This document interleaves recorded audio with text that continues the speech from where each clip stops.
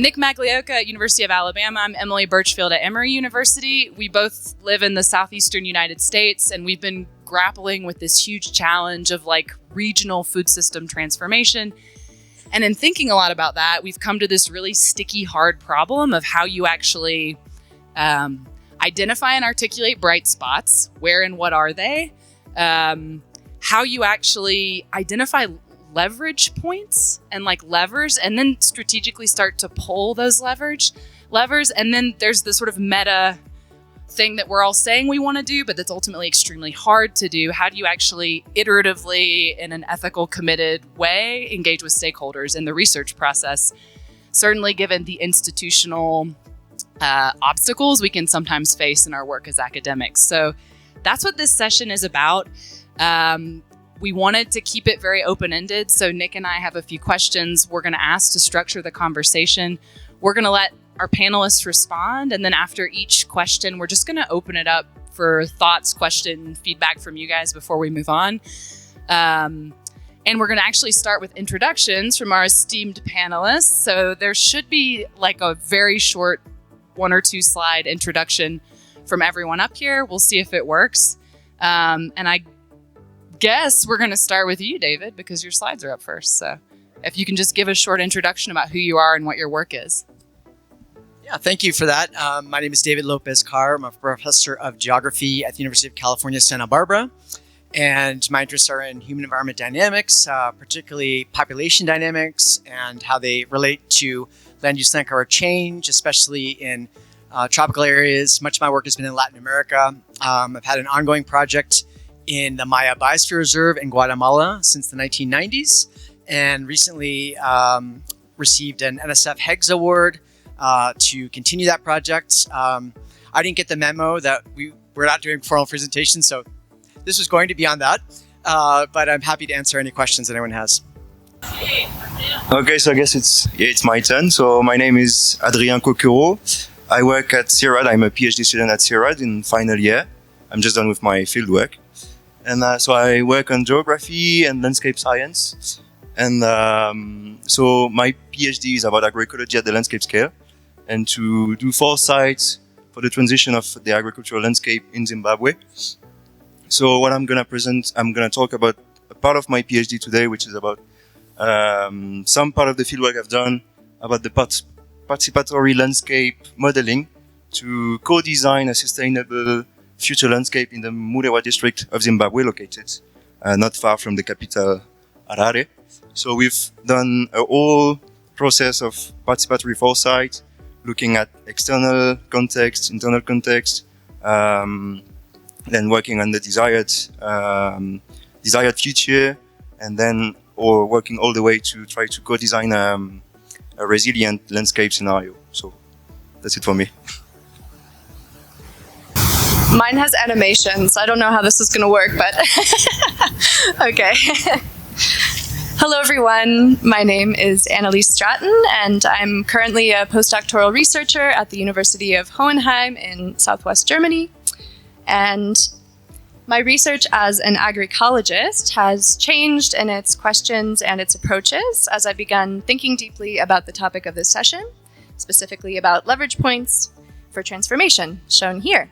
So if you're not familiar with this framework, it comes out of the systems thinking literature started by Donella Meadows quite a few decades ago now, and now it's been used more and more thinking about food systems and agricultural landscapes, where you see more shallow leverage points on the left, so just tweaks to the existing system, and then more deep leverage points on the right-hand side, including more transformative change, which often emphasizes the purpose or intent of the system.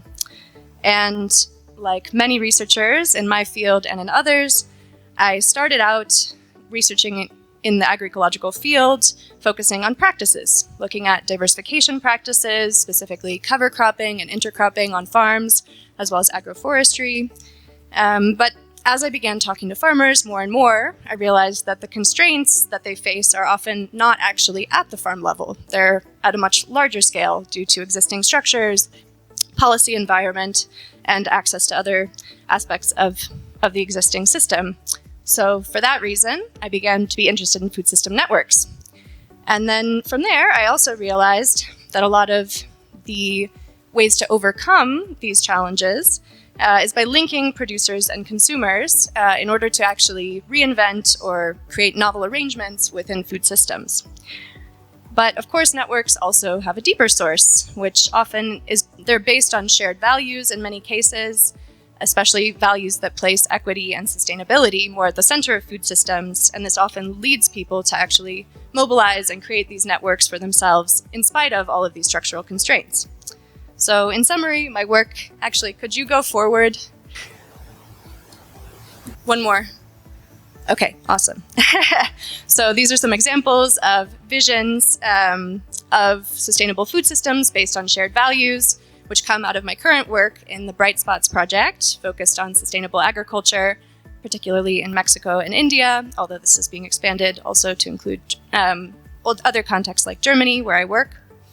And my work now encompasses these 3 domains of agricultural transformation, moving from the deepest leverage points of shared values in food systems into the networks, and also focused on diversification practices, which can also be transformative at the farm and landscape level. And yeah, thank you. Look forward to this discussion. Oh. Is this on? Yeah. Hi, everyone. I think I can... Oh, I think it's backwards. Oh, it's out of order. Whoa. And is there? We'll just jump to her. Okay, good afternoon, everyone. My name is Graham MacDonald. I'm an associate professor in the Department of Geography at McGill University in Montreal, Canada. I've worked on a range of issues related to food systems and agriculture across different scales. Right now, a lot of the work that I'm doing is focused on diversification, particularly in cropping systems across the United States and Canada.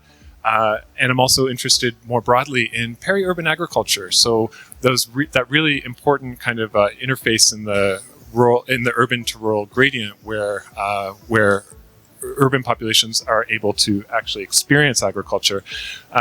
Just to give a little snapshot of some of the different projects that I'm working on right now. The large map that you see, that is comparing landscape diversity and crop diversity globally, and so we can start to see some places where maybe there's a potential multifunctionality on the landscapes, also where we have the highest crop diversity and the highest mix of different land covers.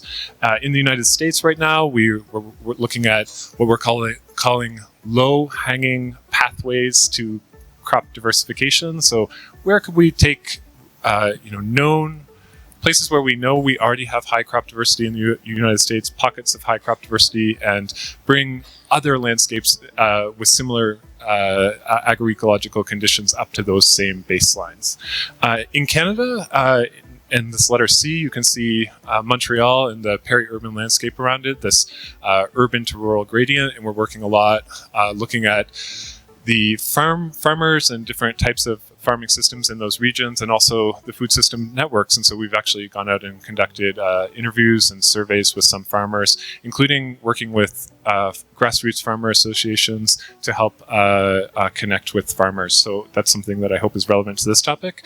And then finally, nationally in Canada, we're just starting some work looking at crop diversity, rotational diversity, and also how that relates to fertilizer nutrient management. And in that, we're working more with conventional farmers and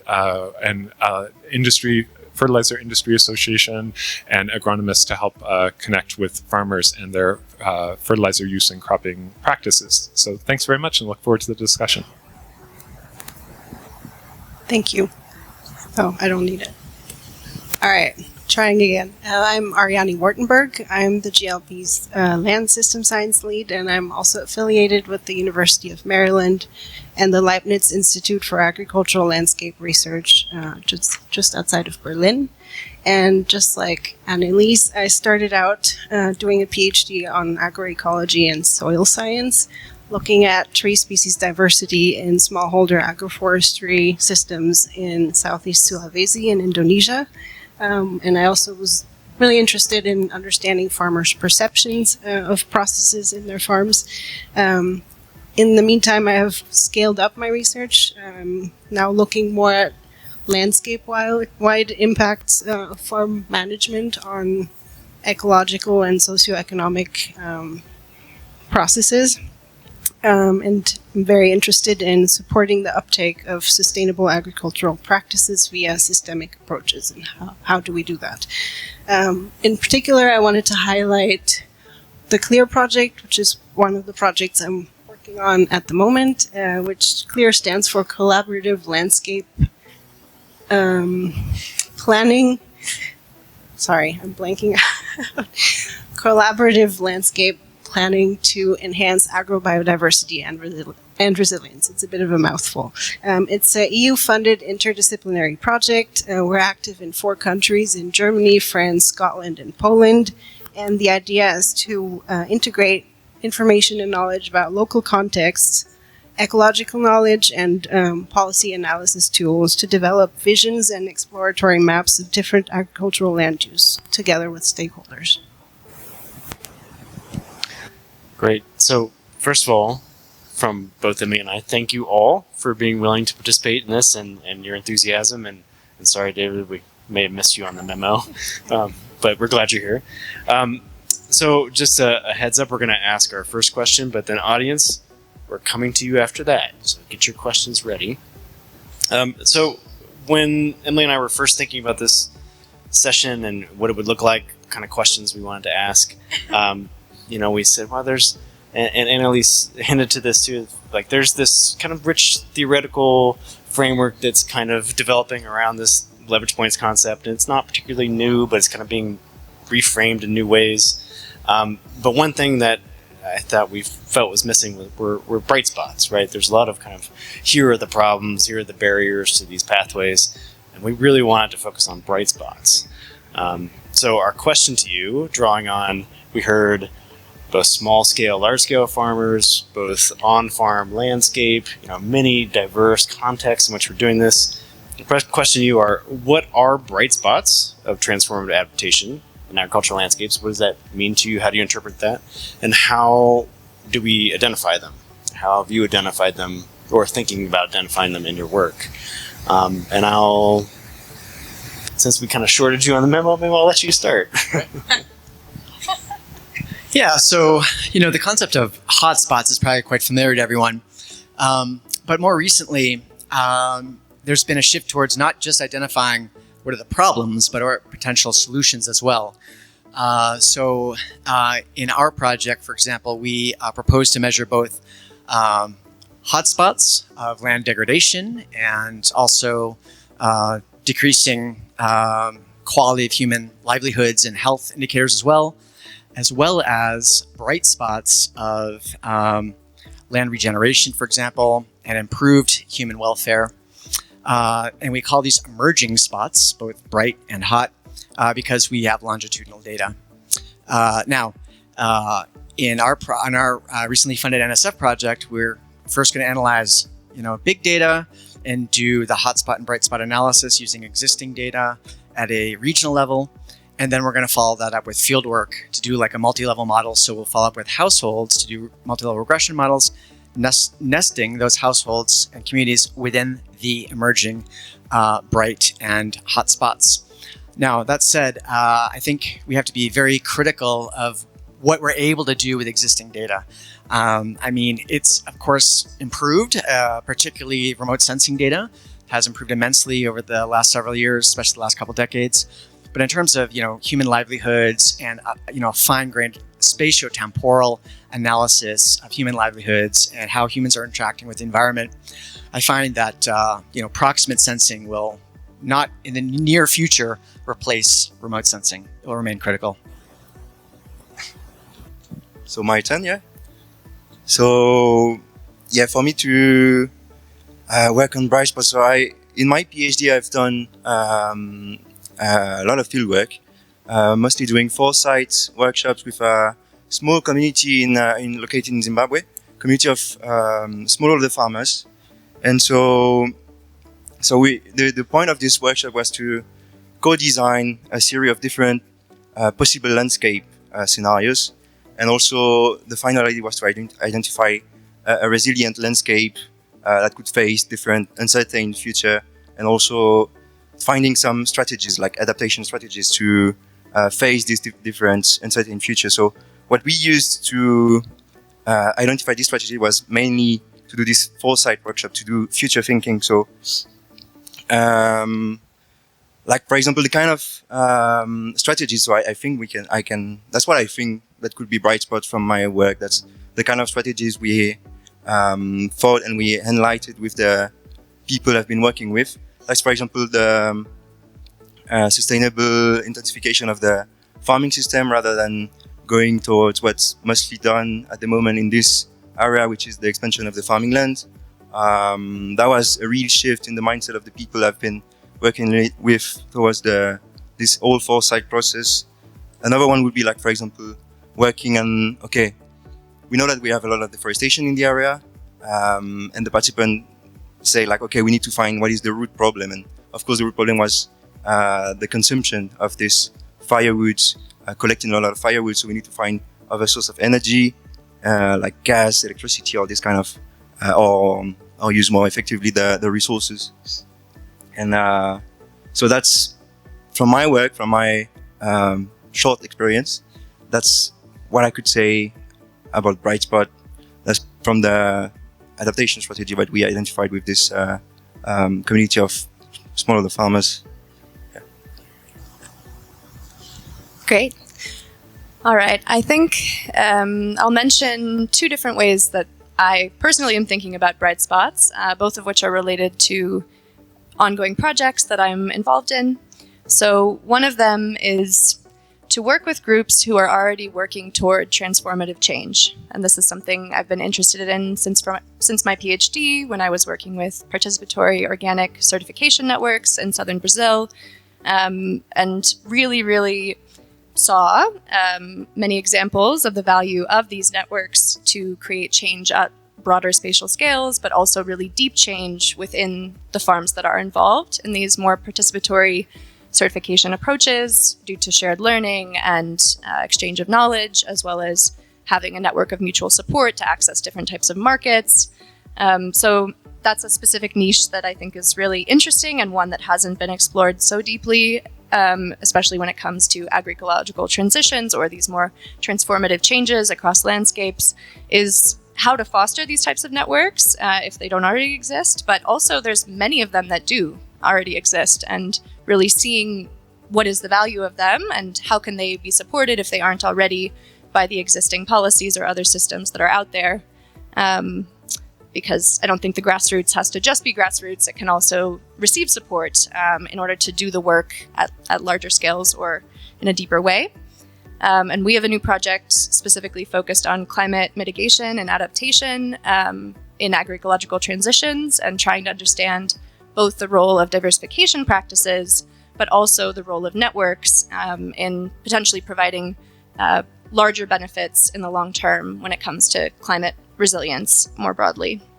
But besides that specific area of interest to me, I'm also part of another project called the Bright Spots of Sustainable Food Systems, which I referred to earlier, and which is really, I think, closely interlinked with the topic of this session.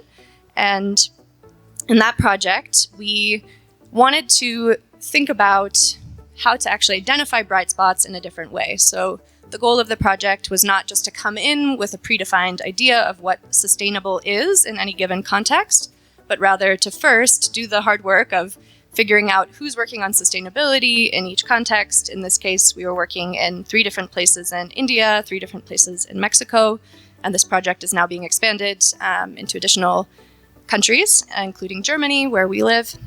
And what we first did is we mapped out all of the actors who are already working toward change, whether it's more toward equity in the system or more toward different aspects of sustainability or biodiversity. So we didn't really target the status quo actors. We really wanted to work with people who are involved in organizations focused on change. I guess that's the idea of transformation.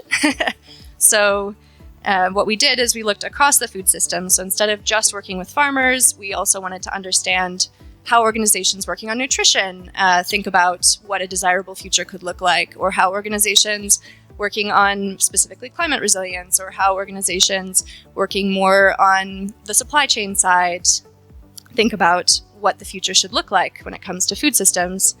And so the first step in this project was basically bringing all those people together and organizing visioning workshops, drawing a lot from existing work from IPBES, for example, on visioning a more desirable future, and coming up with a collective vision based on shared values in order to try to understand what common ground can we find across all these organizations, which do have very different goals, but are all wanting to create change. And can we find commonalities that could lead to concrete actions that more people would be on board with working together to enable? So that's two ways I'm thinking about bright spots. May I just give a gentle nudge to our last two panelists, and then perhaps you guys can come back and comment if you like. If you would, sorry, I'm in a tunnel. Okay. I would say the first three panelists, you can come back to this and comment if you like, but may I nudge the last two to hazard a definition of bright spots? Thanks. Well, I will try. I think I was thinking about it conceptually, so hopefully that'll help. To me, based on my experience and the examples I've seen, a bright spot would be in the agricultural context, a positive example of sustainable farming practices in action, where I'm an agroecologist, so where you have an orientation towards agroecological principles, meaning a reflection of both taking into account ecological and social dimensions. And maybe I'll give you a concrete example. So in one of the regions that our CLEAR project is working in, so the region is characterized by pretty large farms, like on average 1,000 plus hectares, mostly annual crops and monocrops, but you then do encounter different farms, for instance, smaller family-run farms, of like 20 hectares size, where the farmers are integrating horticulture, agroforest, and or livestock, really structuring their work seasonally, managing with relatively low input costs, and then generating income through CSA arrangements, which also allows for outreach with communities in the area. And so, to me, that's a good positive example of a bright spot. And I'll keep this brief because unlike other folks, I don't actively work on bright spots. But, I was thinking about some of the definitions that are out there in the literature. So community successes in social ecological systems. And so, that makes me think about collaboration and people coming together to work toward a more sustainable and equitable agriculture, a more just agriculture, and food system in particular. So I've had limited work that's actually, on the ground and interacting with farmers, but what we have seen in that is that there's a lot of collaboration going on, and farmers, especially some of the small scale farmers that are producing for local markets, often using organic agriculture, they're often working together, either locally in the region, or we've even seen kind of international collaboration, like people just talking about how are we going to grow this niche crop in Quebec, and what are some of the ways that you can get it to market, and actually particularly with urban consumers. So that's one of the things that I've been really excited and interested to see, is that collaboration. So it's about community. I was also reflecting on the title of the session about transformative, bright spots of transformative change, and made me think kind of in global work where you have spatial data and you can actually see some kind of places where things look pretty good in terms of the indicators. So I work a lot on like nutrient use efficiency, and I'll look and say, oh wow, like look at that outcome is really impressive. And so obviously you need to add the social dimension and also think about where that food's going and the consumers of the food. But I was also thinking about maybe a bright spot is a place where you don't need transformation, where maybe the incremental and kind of that adaptation to smaller changes that are happening each year, or surprises that come about, disruptions that come about, the status quo can still work. And so, transformation is really about when a system is untenable and you have to really make a radical change of that system, a radical reconfiguration. So I guess I was just thinking, like, maybe a bright spot in some cases is a place where that's not necessary because of the status quo already looks pretty good. So I think I'll leave it at that. Thanks. Any of the first three panelists want to venture a definition, or and then we can open it up for broader comments? Yeah? I mean, I would just say that there's not one definition, right? So just like any research project, research question, it's up to the researcher to identify what he or she means by a bright spot. And I think we kind of, have a general idea that it means something that's good, right, for humans and nature. But what that means will vary according to your project, what variables are available to you, right, to research in your very research questions. So again, it's just back to good old science, defining, your research question and your variables and the limitations of those. Good. I'll just add a tiny bit. I think in the case of the Bright Spots project, the way we're thinking about bright spots is examples of a desirable future that you can see in the present. So, and as this is very normative, it really depended on, in the case of each of these workshops, what people did want to see in the future and how they thought we could measure that. And so my colleague Julie is doing the hard work of actually turning these visions of a more desirable future into an indicator that we can measure, and then trying to create a more holistic indicator that represents, these different aspects of what we want to see in the future. Yeah, I think I'm joining a bit what has been said just before. I think I was thinking a bit like you at first when I first heard about bright spots, because that was not especially like mentioned in my work. So I was like, is it like places where we find some innovations or things which are working? And okay, but me, I'm just working on one place. I thought it was more like looking at a global scale or regional scale, like thinking like, okay, in this community they do this, it works. In this community they do this, it works. Like, how can we implement it to other places, for example? So thinking only on my work, I was like, okay, then what could be the bright spot? So then I was like, okay, I've got these strategies, adaptation strategies, which are already existing in a way. Some individuals are doing maybe agroforestry, some individuals are doing conservation practices. And then it was like, okay, how did we manage to bring these individual practices to the whole community I was working with through this foresight thinking, this future thinking? So, and I think maybe I've got a question for you, Ariane, like, if I understood well, like from a bright spot, like, do you think agroecology like generally would be considered as a bright spot? I actually do think it's subjective, so that's perhaps my lens that I'm putting on things, and it is very context dependent. So it could be, but I don't think it's the only way or the only example. But thank you for that question. Okay, so if you haven't been in an innovative session yet, this is the part which, at entry, you should have been told that you are expected to participate. So this is a time when I'm sure there's some relevant experience in this room. We'd like to open it up. If you have some questions, some comments, if you'd like to hazard a definition of bright spots, that'd be great. Yes, please. Maybe more like a comment.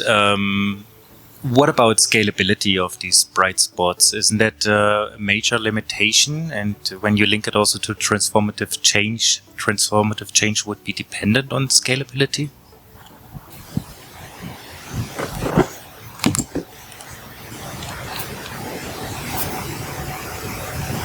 We already have a mic, sorry. I would argue that yes, that's critical for transformation, and I think within the leverage points framework, what I would say to that is the real change, the real way to scale these types of changes is by changing values. So really starting to value the equity, value the sustainability, whether that's economic value, which of course many people are working on, or by changing mindsets and having people live their lives in a different way. But I also think that networks have a key role in scalability when it comes to the type of changes in agroecological context, at least, that I've seen. The question here. Yeah, just on that question of scale, I think it's also a question about what is it you're trying to scale. So I think if you look at the examples, you'll see that social organizing is critical. And making that possible is a way of scaling a contextually adapted response. But that's very different than saying, this is the way to create a bio-input, or this is the, there's not a kind of single way to do it, or a single outcome necessarily. So I just think scale has to be thought through quite carefully, because if it's like, how do we get 6 million eggs a day into Paris from the bright spots we have, that's a different sort of scale problem, and we might want to problematize the 6 million eggs a day in Paris, or we might want to think differently about it.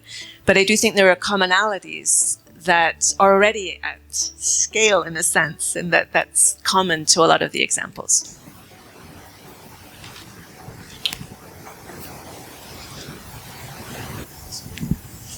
Yeah, I think, by definition, a bright spot, I guess, a common definition is that it is something that's kind of above average, unexpected, above our goals, if we think large scale, and not necessarily about incremental change. One thing I was thinking about with the scalability idea, though, is that if you think about small changes that we can make in agricultural systems, an example might be cover cropping. So really, basic, and we're seeing cover cropping adoption rates in places like the United States they're going up. It's starting at a small percentage, but that percentage is rapidly changing, and that seems pretty exciting as maybe not a bright spot, but an opportunity for the baseline to shift completely. So, maybe in 10 years, there's a completely different kind of starting point in how we think about those systems. And, that's something that I think the smaller changes that are easier and scalable are something that maybe they're a form of a bright spot, but just at a much larger scale.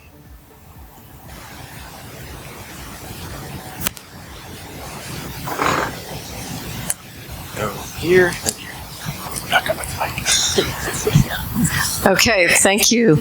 Thank you for this great discussion. Thanks for organizing it.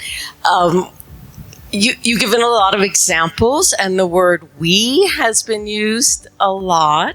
So I want to explore the question of what do we mean by the "we," and who is that "we" that is deciding what's a bright spot or not, and how do we make sure the "we" is not us who's deciding based on our values, but the "we" is the people who are in the landscape and getting their livelihoods from the landscape, which I think is what you all mean, but I want to explore that question of what "we" means.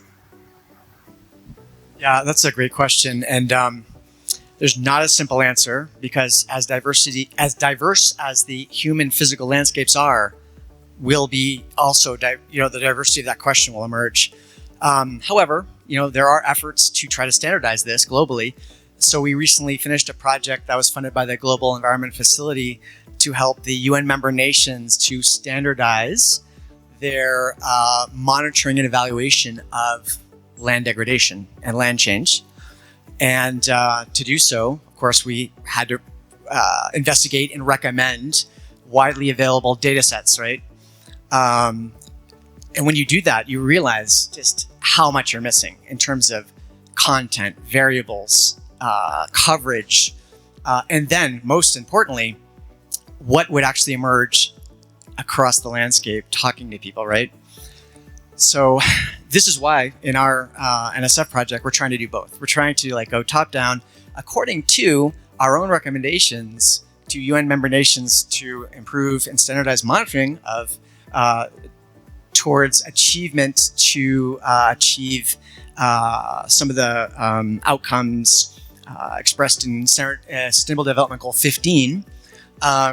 Here's how we'd operationalize some of these variables based on available data. Okay, massive limitations in that. Now you go into the field and you try to get emergent responses and see how that might compare and vary across the landscape. So thanks for the question.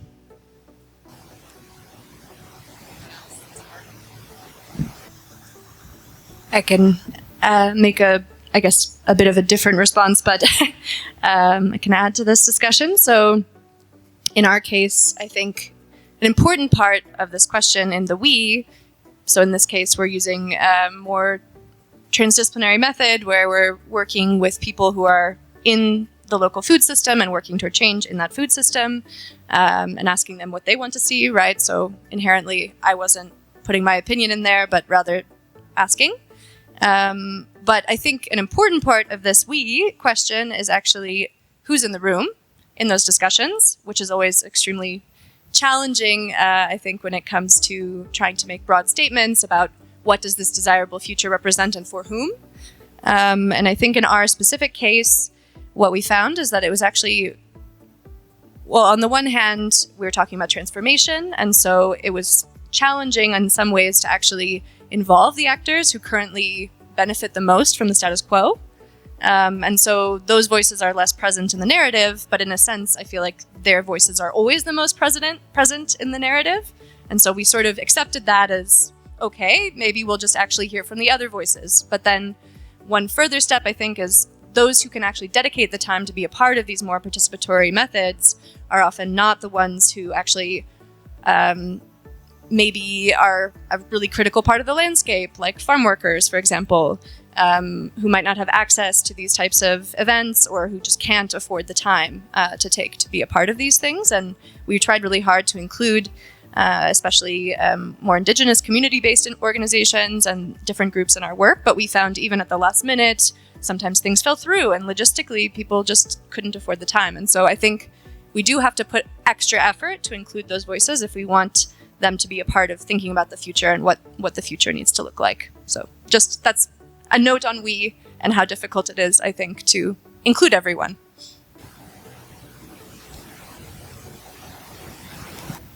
I think we're getting, like, the way the discussion is moving now.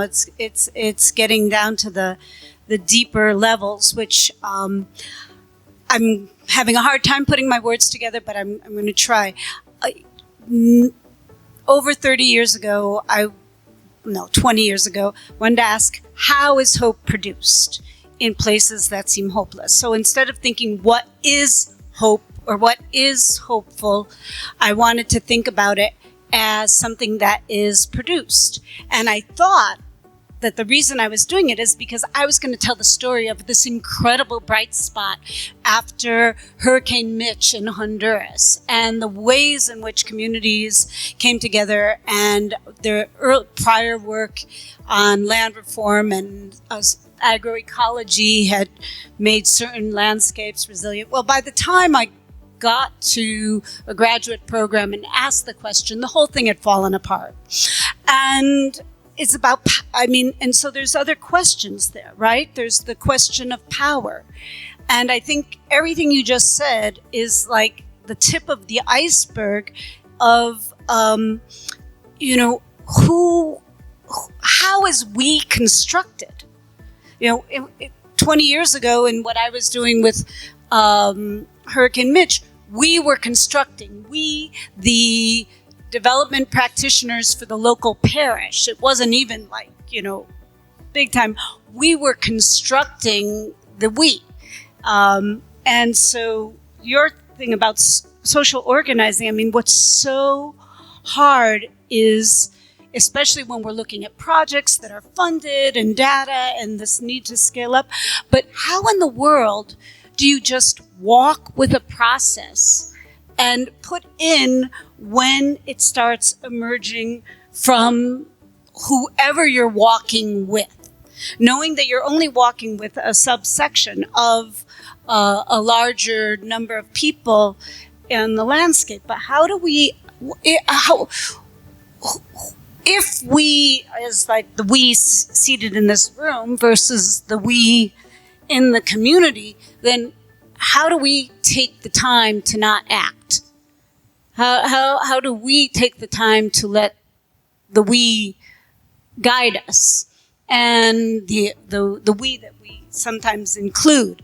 And these are questions I have no answer to, but I think it's such a lesson in humility to realize I'm someone on the edge of academia, and I have a ton of power just from being US born and having a PhD, even though, I basically am a collaborator on an Earth observation project. It's that level of power automatically shifts whatever. So I talk too much. I'm sorry. Your turn.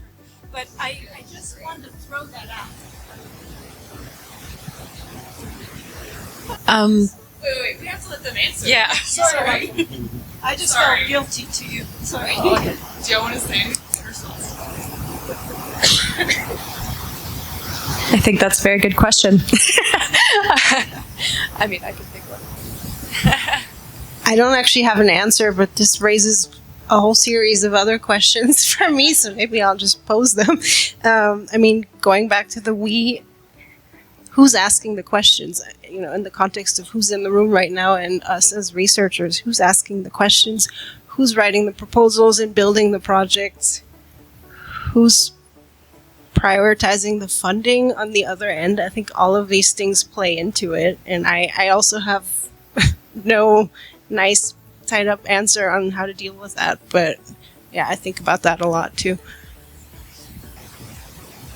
Can I say one thing? You should think about this a lot. I really appreciate how honest your question was. I think as researchers, we get a lot of credit when we do large scale, sexy global analysis that is profoundly important, but doesn't always translate into the communities we care about and work with. And so I've actually been thinking a lot about kind of doing the hard work of not moving, growing roots in a place and trying to change that place, which might be a city or a region you live in. And it means like this hard, deliberate work of building a we in place. And it's messy and sloppy, and like weird things happen, and you don't get publications, but you build relationships with people. And at a small scale, good things start to emerge.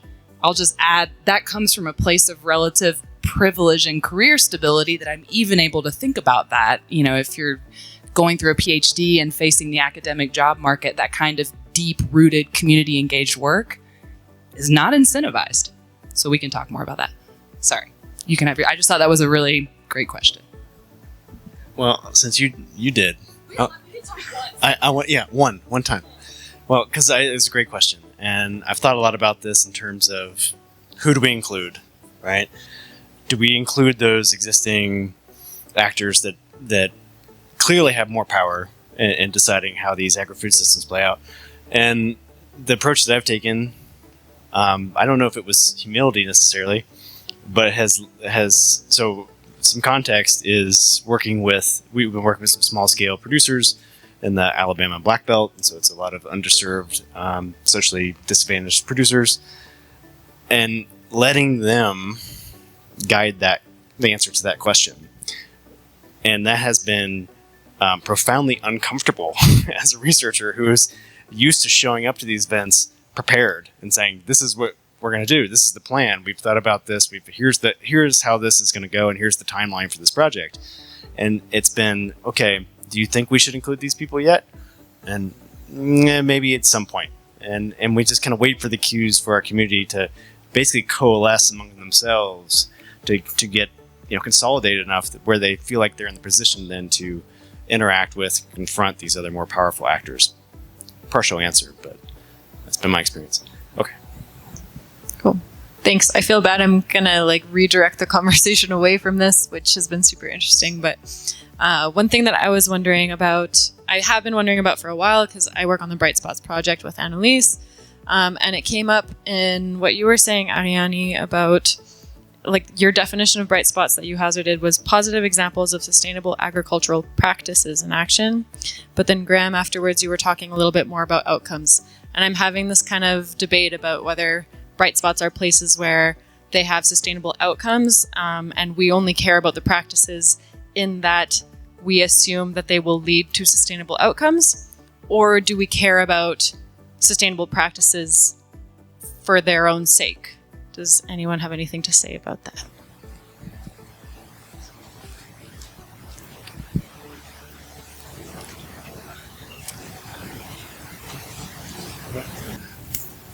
Well, I'll try.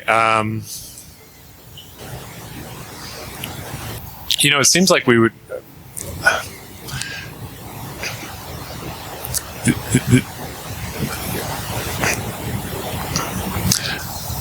I think connecting the dots between practices and outcomes, that's really, really difficult. And so and obviously there's a lot of that sort of that's very GLP sort of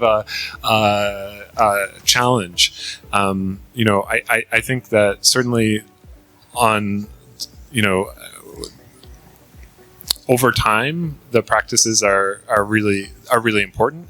Maybe it takes a long time to understand the outcomes, and they're really that's really tricky. So yeah, that would be my thought: is practices important, outcomes is the end goal, and that's a long-term process. And especially in engaged place-based work where you're actually working with folks over a long time period, like with the roots, like what Emily was saying. That's what you really need to understand outcomes, but I think practices are a good proxy. They're a starting point.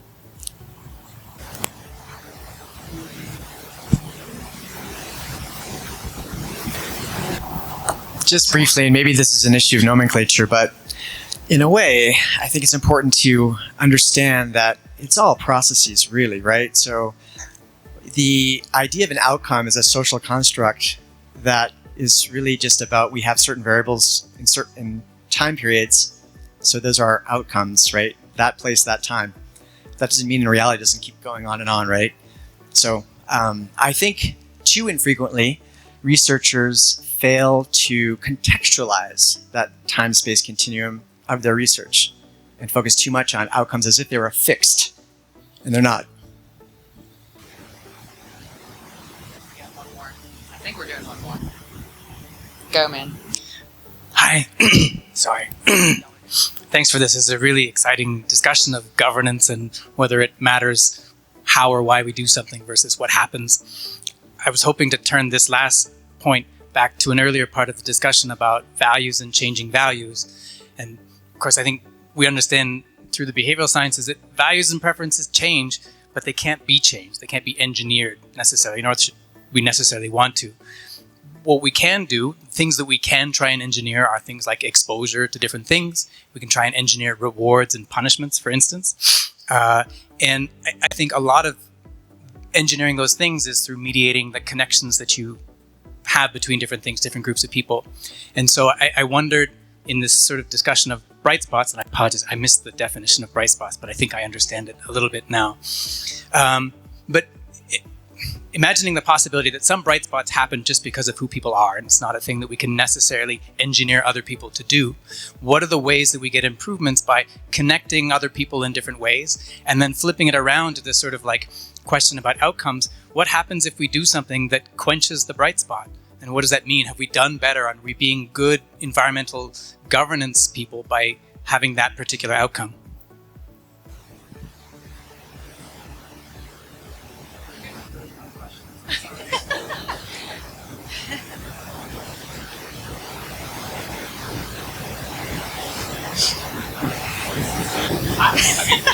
Are we allowed to talk more? We've been thinking a lot about this. Yeah. Okay. So this was actually segues very well into our next question, which is about identifying effective leverage points on which to work. And the way Nick and I have been really thinking about this in the Southeast is like, who are these influential actors, organizations with the power to change values, who are already changing values? How do we get them together so that we can kind of strategically, and the we here is them, it's not we the researchers, it's together in a research, in a sort of network, right? Like where researchers are playing one role in that network, but there are also a lot of other actors.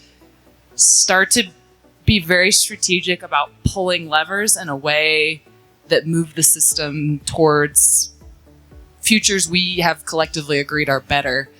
And I think a big part of it, like you said, I forget exactly, engineering values is what I wrote down. I thought that's an interesting way to think about it. It feels a little evil, maybe, but there's kind of this like, no, it's about exposing or connecting in ways that like create these radical imaginaries. I mean, art and music are great examples of doing that already. And I think we can maybe, as a research community, get a little more creative in how we start to, I don't know, stimulate these radical imaginaries and then get people to think about the ways that they could move through systems and change ways and make futures different, and then support them in doing that. So I don't know, but that, like, the bigger question to you guys is, I guess, thinking, and I think it's connected to your question, I don't want to totally divert, but like, we've been struggling a lot with how you articulate kind of what a bright spot looks like, what better looks like, but then how do you start like identifying and pulling these levers, like you were talking about, strategically to make a system move? It's really hard. And I see another question. Do you want to comment on that? That'd be great. You need a mic. I don't actually. But the air conditioning. Yeah, it's true. Oh gosh, sorry. So you anticipated my question, which is, how often do you see these bright spots in the wild lying at the bottom of power asymmetries? Just kind of harkening back to our wonderful plenary, Dr. Ronizio. I was thinking that if they weren't at the bottom, they would be everywhere. And to what extent do they lay so far down that their visions will never be realized realistically? Finding levers inside sociological systems is really challenging. I think Dr. Matson's work was a revelation for me when I read it the first time.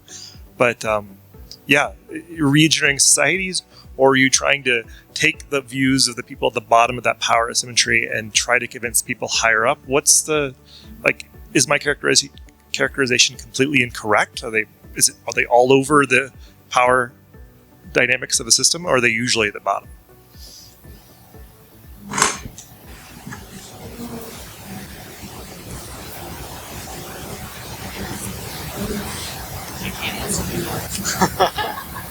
Yes, to clarify, a clarifying question: when you say "are they," are you referring to those who, the bright spots, or those who are most effectively have agency to, pull levers? You mean, or?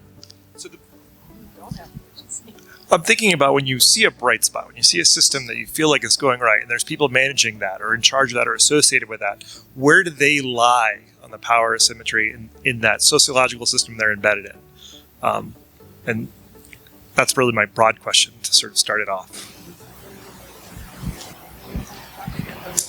Well, I mean, my very quick, response to that would be that, like other things we've been discussing here, I'd anticipate some geographical variation in this. But the question is important, right? Because it's something that is important for us to be, aware of, right? Thank you. I think it's really interesting what you asked, because I actually think what we're a bit concerned about, or what maybe I should speak for myself, what I'm a bit concerned about in our project, where we're going to, do this mapping effort based on these bottom-up indicators, is actually that we might see the opposite, that maybe the bright spots are just in the wealthiest places, the places with the most abundant resources, the places that don't struggle in the same way that other places do. And I don't think that's as informative, perhaps, as maybe finding these places that are actually bright in spite of maybe facing more challenges. Although I actually would say, from my experience, you more often see diversified systems in places that are more marginal, which, I don't know, that's interesting to think about. Yeah, maybe I'll just add on to that. So my research on these questions has been focused more in the EU, but there I would say that, we've maybe got more of the opposite dynamic going on, like what you were saying, that farmers who maybe have more resources, whether they're economic or access to education or other things, are more likely to adopt some of these practices because they're perhaps more risk averse in different ways. So I think it's complicated, and it really depends on the context of where you are and what you're looking at.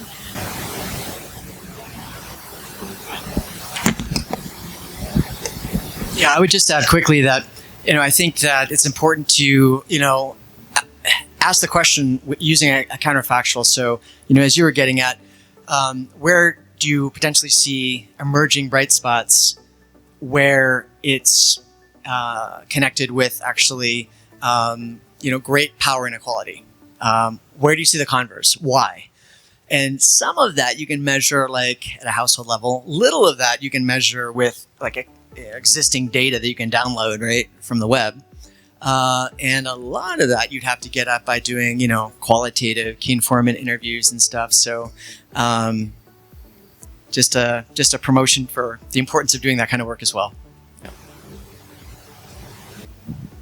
I'm sorry to come back. It's just so interesting, but I think maybe I'm making the bright spots too huge. But like a bright spot for me would be that the way that Indigenous peoples have organized themselves in multilateral fora, and now at the Biodiversity Convention, the Conference of the Parties are creating a space where they will have to be taken into account in a new way. And so I do think that power is an ebb and flow as well, and that along the way, like I don't know if I'm talking about something now that's just too far away from what this bright spot conversation is, but I do think that you can see it in these kinds of changes happening globally, as well as maybe in local communities that sort of opt out and create something different because they're not included anyway. At both ends, I would say there are bright spots. When do we end? Are we 5:30? 45.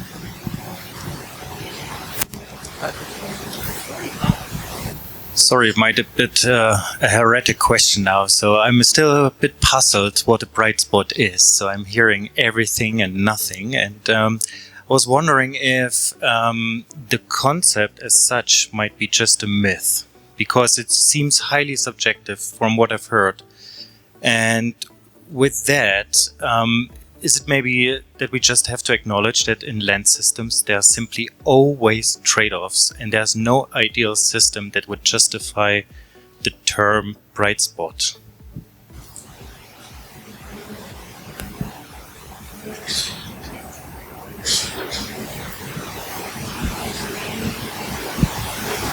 I think it's an interesting question.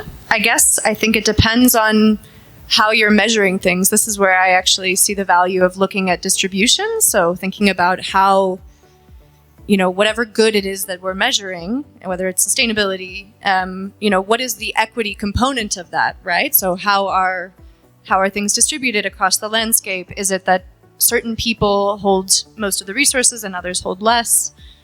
I guess I feel like maybe a Gini coefficient could be a useful way to assess whether a place is truly bright if we're thinking in this normative way that we actually care about everyone and not just certain people over others. I don't know if that's just an initial thought, but I think the equity piece is an important component when we're thinking about what a bright spot represents. So a quick answer would be yes, right? It's all subjective. So throw our arms up, right? And it's true. Right? I mean, there is this great variation. We're talking about the we, really, and what would emerge from people's opinions in local areas. Great variation. And yet, for like management purposes, for trying to, advance things that generally human beings share as beliefs that they're good, to do that, we do need to, impose some constructs, right? And like, for example, the Sustainable Development Goals is to date, right? Global civil societies best shot at trying to do that. So I think what we can take from your comment is that, yes, there's value to doing this, and yet it's going to be imperfect. And so there is the need to listen to the we at local scales.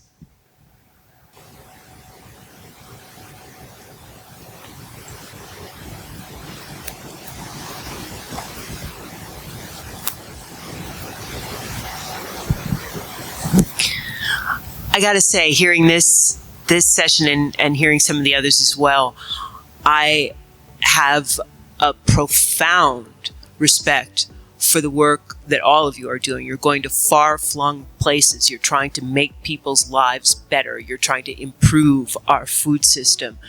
It's vital work. I think at some level it's brave work, and my hat's off to you. And I guess I have a question about that, because yeah, you want to make people's lives better, and there's often a fundamental tension between what's sustainable and what's in the interest of the farmer. But all of you have been really careful about including the interest of the farmer and making sure that that's taken into account. But there are a lot of people, smallholders, especially in the developing world, who at bottom, what they want is to not be smallholders anymore. And how many of them wouldn't trade their life for ours, one of comfort and affluence? And even if they don't want it for themselves, many that I've talked to certainly want it for their children. And, you know, we talk about preserving this way of life, and I haven't heard anybody talk about whether the people who are doing it want it preserved. Do they? That's a great question. So a lot of my research is on migration. And so through investigating migration, you know, I'm not assuming that people want to remain smallholder farmers. I'm asking the open question, right? Do you migrate? Do you not? If you do, why? If you do, to where? Why? Right? Because, yeah, I mean, like, largely people want to improve their livelihoods and that of their children, right? And that does not necessarily mean remaining on the farm, right? Not at all.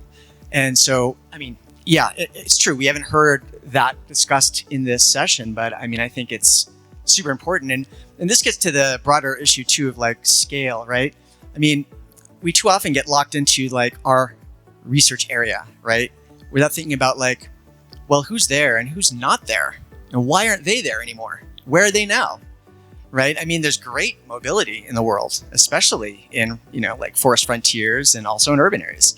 So, I mean, I think, you know, following people and following where they're going for their livelihoods and how that, you know, impacts landscapes, both in local and in remote areas, I think is, you know, really valuable and important and understudied.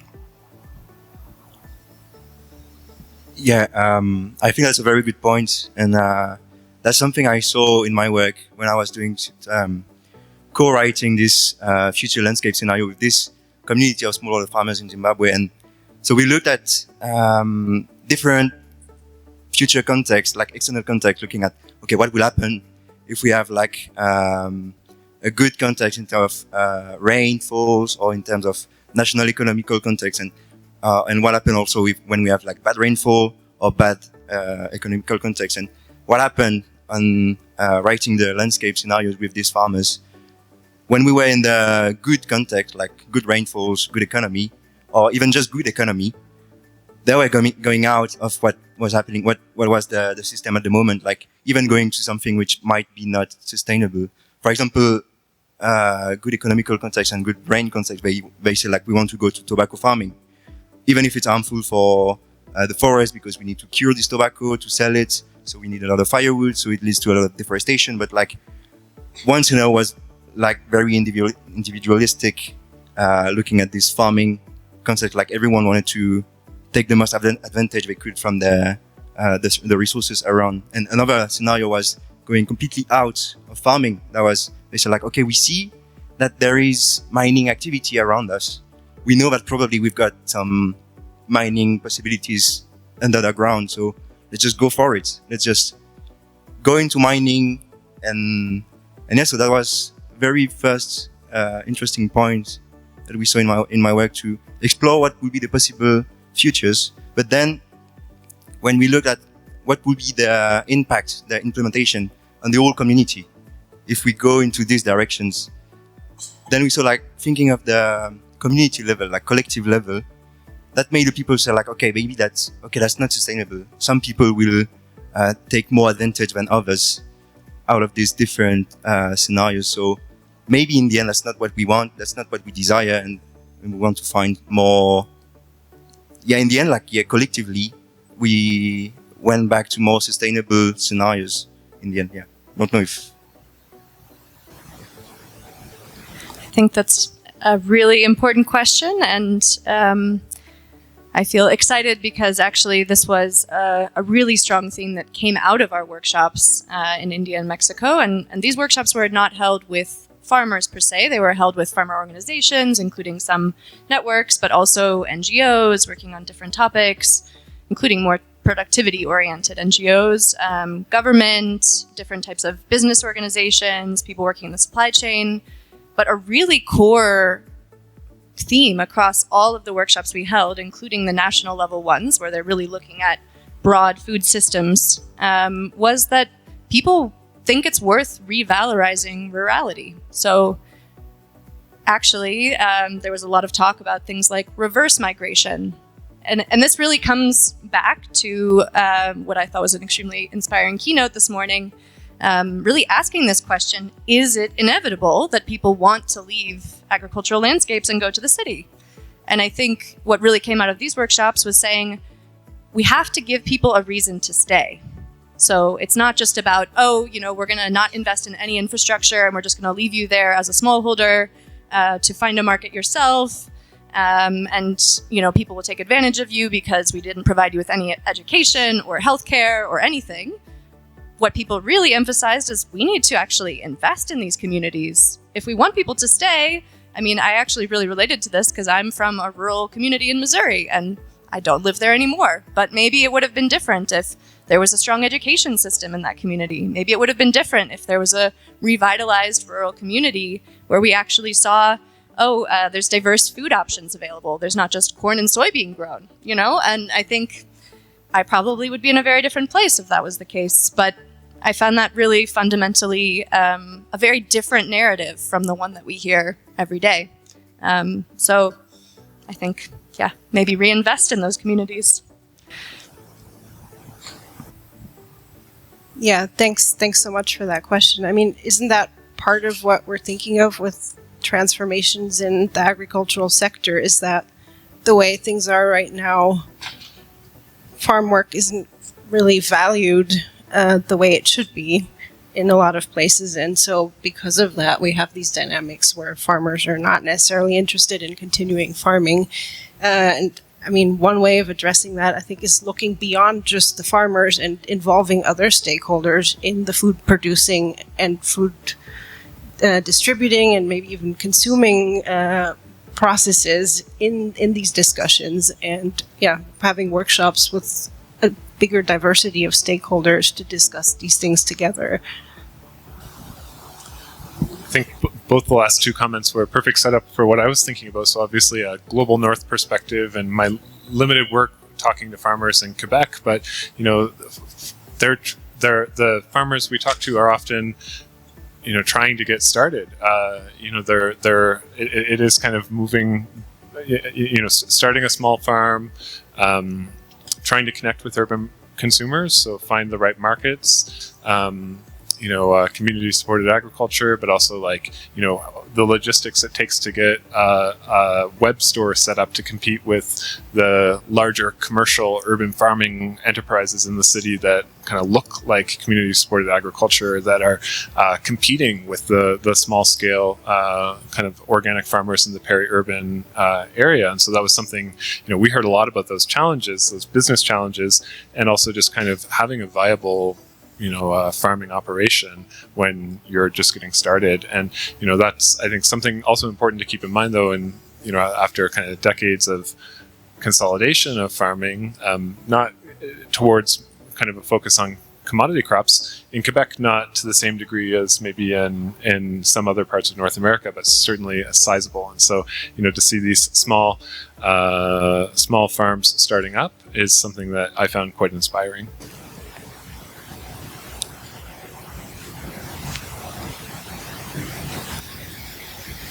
I wanted to kind of pick on this topic because I find it very interesting. So we're talking about migration, and we're talking about creating a community so that that doesn't happen. Just as an example, so I worked on rainwater harvesting systems in India. And these systems were there thousands of years ago. After the British rule, that irrigation through these rainwater ponds fell off, and groundwater irrigation became common. Many decades later, groundwater is depleting, so farmers are leaving the villages because their wells are drying out. The government comes in and invests money in revitalizing hundreds of rainwater harvesting ponds as a solution. But the system doesn't have that much water to support the agriculture that's there.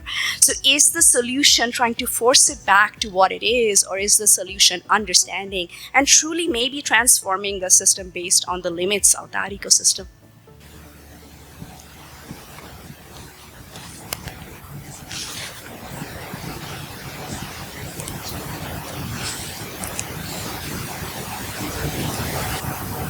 It's all our good beer. All of the beer. Really grueling session. Anyone in the crowd could try me too.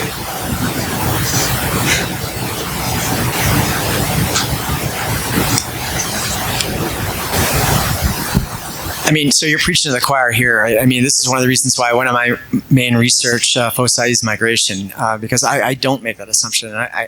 I think that this is why we need more coordination between stakeholders working in conservation, sustainable development, and livelihoods and health all together. And I've evaluated several USAID projects that try to do that, and they do seem to work more effectively, both for environmental and human livelihood outcomes when they're integrated. And they don't make this assumption, right? That would come either from one sector or the other.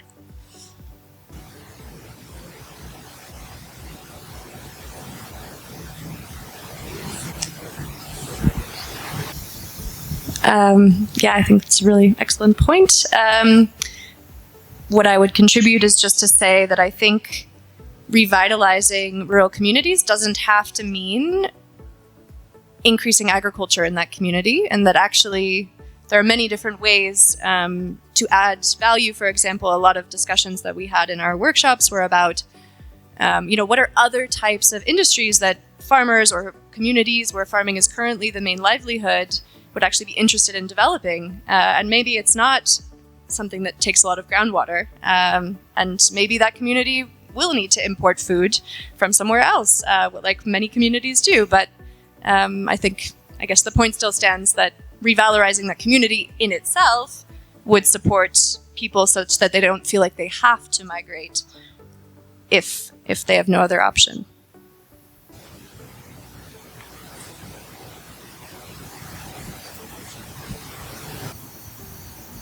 Yeah, thanks. And thanks everyone for participating in this discussion. It's really great.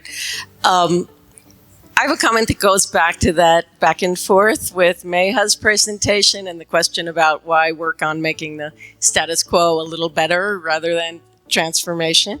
And this is something that I really, really, really struggle with in my work in India.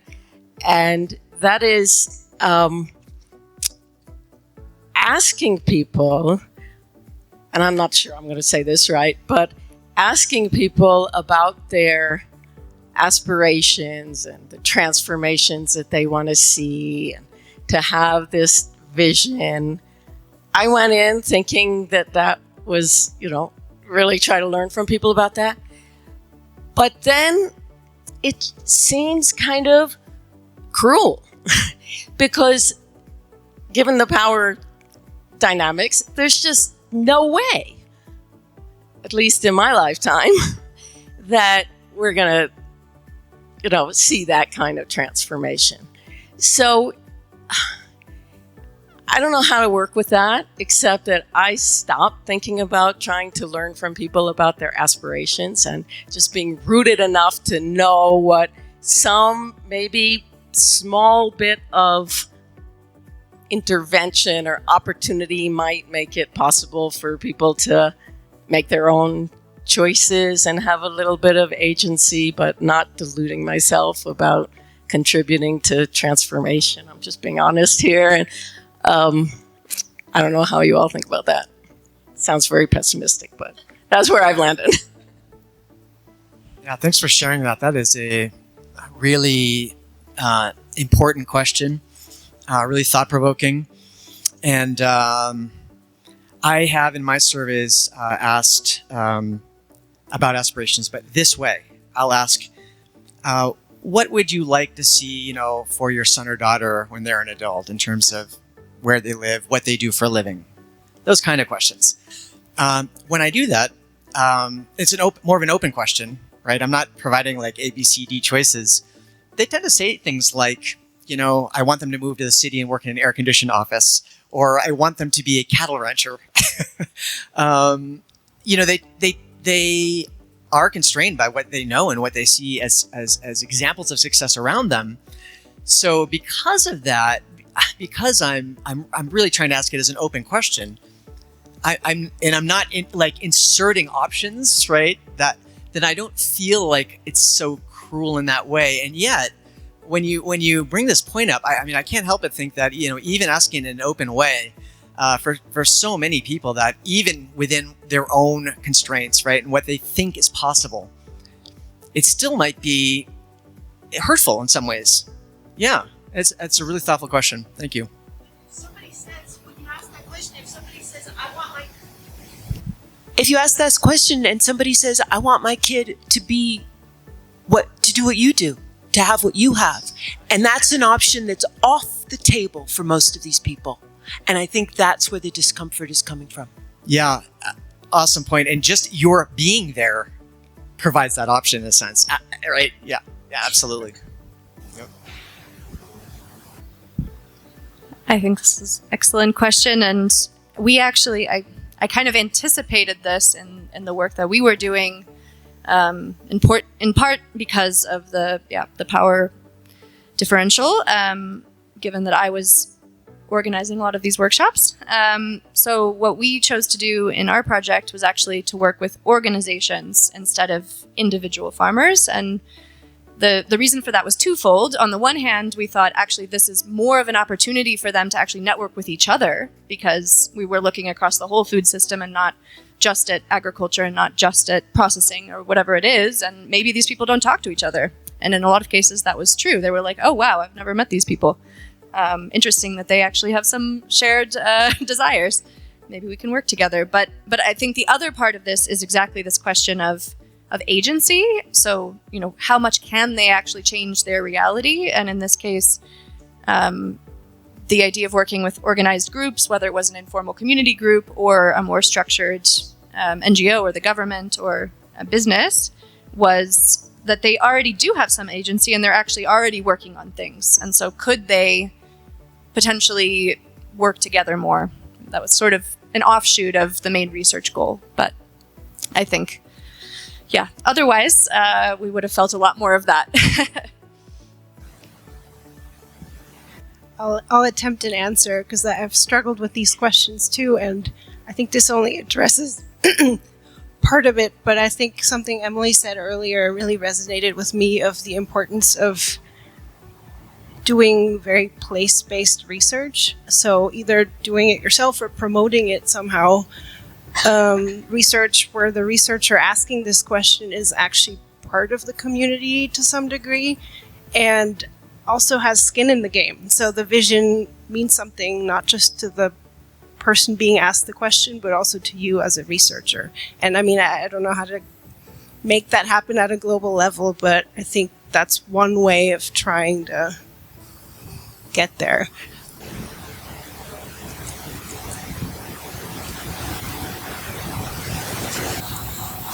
Okay, at this point, I think I'll ask any of our panelists or any audience members if you have any last parting thoughts as we kind of move to the conclusion.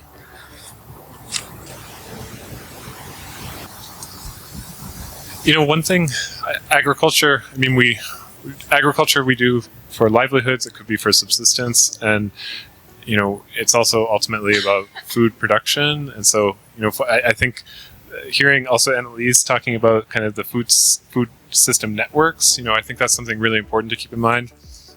Agricultural landscapes obviously aren't in isolation, and oftentimes we have kind of a rural agriculture that's producing for urban consumers, and that's really hard to understand, and obviously something the GLP community thinks a lot about with telecoupling and things like that. And so, yeah, a bright spot, it's not in isolation, and maybe that's something that the community also has to kind of think about, is thinking about, and how can we even do that better? So already thinking about it, how can we do that even better?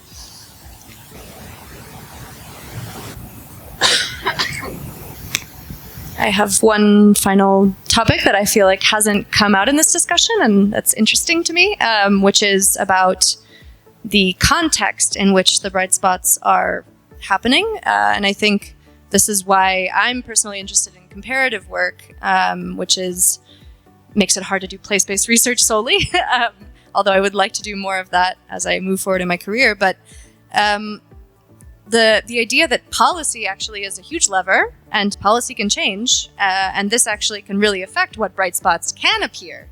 And I think a lot of the bright spots I've seen, to use the term bright spots in a different way, in terms of communities really supporting themselves to achieve better outcomes, they've appeared because they were already advocating for change, and then some of that change happened at the policy level that really enabled them to grow and to really develop their initiatives in a stronger way.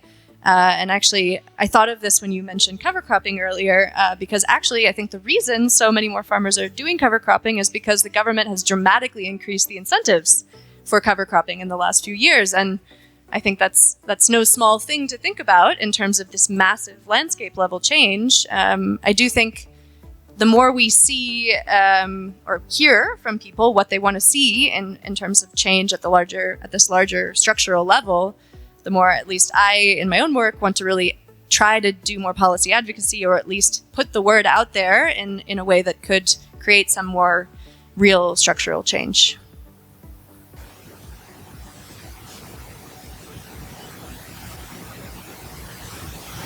Okay, well, please join me in thanking our panelists. And thank you, audience, as well, for that great engagement.